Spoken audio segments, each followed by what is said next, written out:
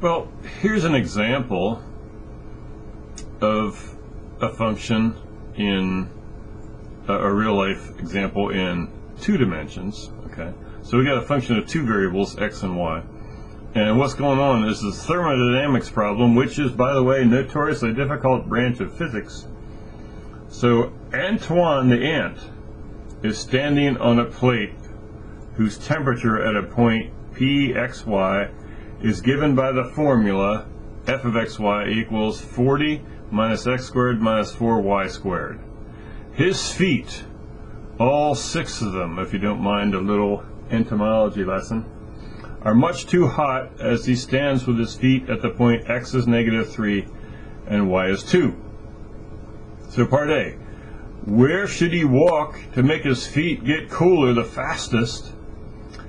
And what rate of change is the change of the temperature in that direction? And what is the rate of change of the temperature in the direction of I plus j? So that's a different vector. So to begin the problem, we need the gradient vector for this function. Of course, del f is what we call that. So the gradient vector is -2x, that's the partial derivative of this function with respect to x, so -2x times I, and the partial derivative of this function with respect to y is -8y, and that times j, and that is our gradient vector. And evaluating that gradient vector at the point where x is -3 and where y is 2, we get -2 times -3i, or 6i, and 8, actually -8 if you want, times 2, so minus 16j. So that is the direction of steepest ascent. So Antoine the ant should consider moving in the direction -6i plus 16j, which is the opposite of this direction. This is the direction where it increases the most rapidly. This is the direction where it cools the most rapidly.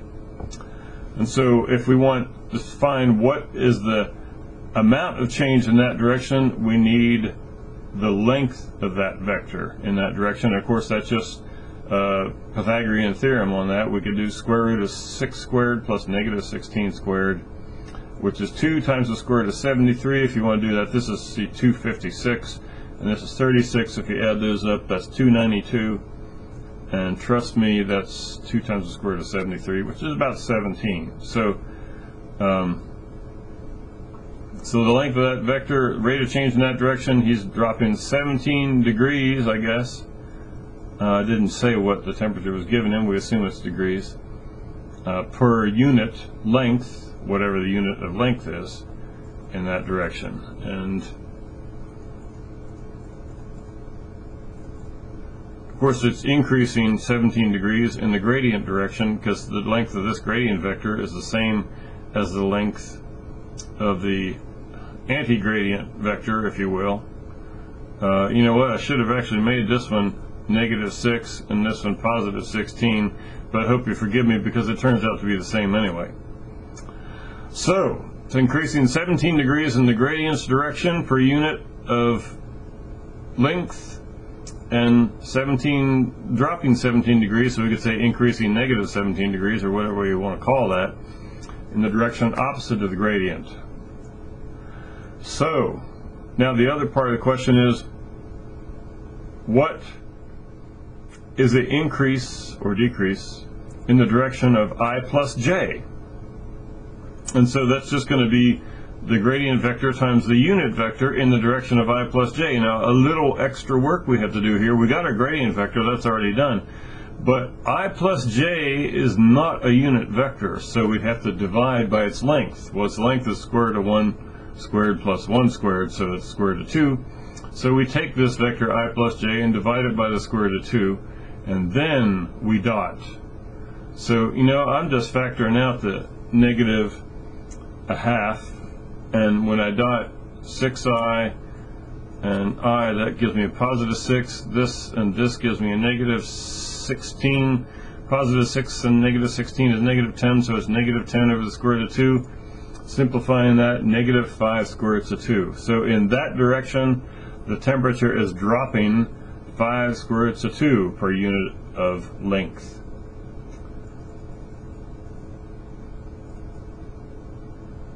And looks like I have a little picture of it now.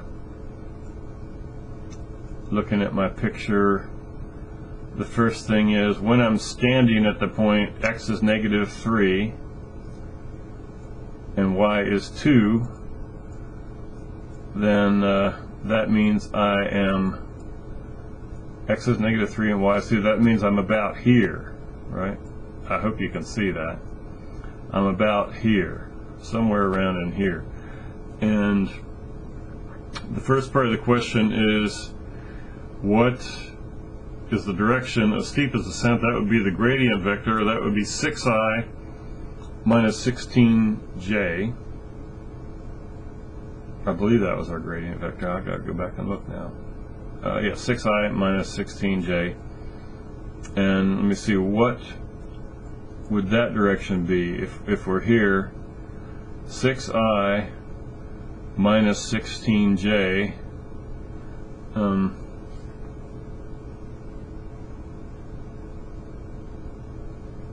6i would be something like 6 in this direction. The minus 16j would be like negative 16 in this direction. So probably, just based on the way this looks, something like this. And of course you can see that that would be the direction of steepest ascent, right? 6 this way, 16 this way, and draw that vector with a parallelogram law. It would look about like this, right? So that does seem very reasonable. However, in the direction, let's see, what the direction negative 5 square roots of 2, that would be at,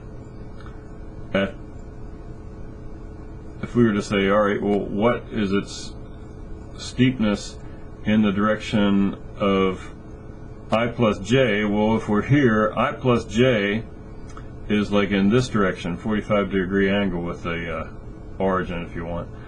So we're saying that's negative 5 square roots of 2, and to show you, this is kind of an interesting look of the thing, but see, it's actually a lot steeper if you look at the values like negative 50 to 0. This is a scale of 50 on the side, so the values are much crazier than this picture makes it look. You know, you got to look at the x and y scale are pretty small relative to the z scale. So if we're at the point x is negative 3, y is 2, about here, and we're saying what about the change in this direction, it doesn't look like it's that steep here, but when you're on the side you can see, oh yeah, it would be that steep, right? So I hope this has been some useful stuff.